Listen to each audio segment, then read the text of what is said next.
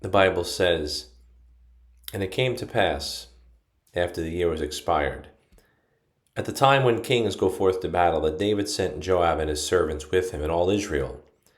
And they destroyed the children of Ammon, and besieged Rabbah.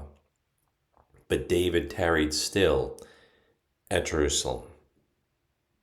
Here is the sad account of King David, a man after God's own heart, falling into such grievous sin with Bathsheba and the consequent murder of Uriah.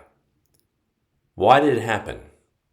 How could the so-called man of God fall into such disarray?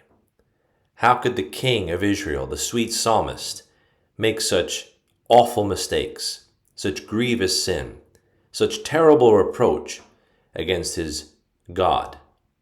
The answer is very simple. He tarried when he should have been trying. He sat around when he should have been serving. He was wasting time when he should have been working. And there is an adage that says, idle hands are the devil's playthings. And God said in the book of Genesis to Adam after his sin that the ground would be cursed for his sake. That the Lord wanted him to work, to get tired doing right, so he wouldn't have time to do wrong.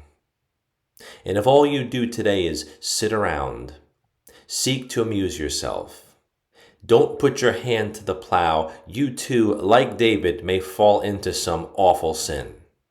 You may look at something you should not be looking at. You may pursue something you should not be pursuing. Why? Because you're tarrying instead of trying.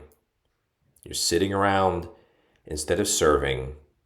You're wasting your life instead of working out your own salvation with fear and trembling. So in the words of the great missionary David Livingstone, fear God and work hard today.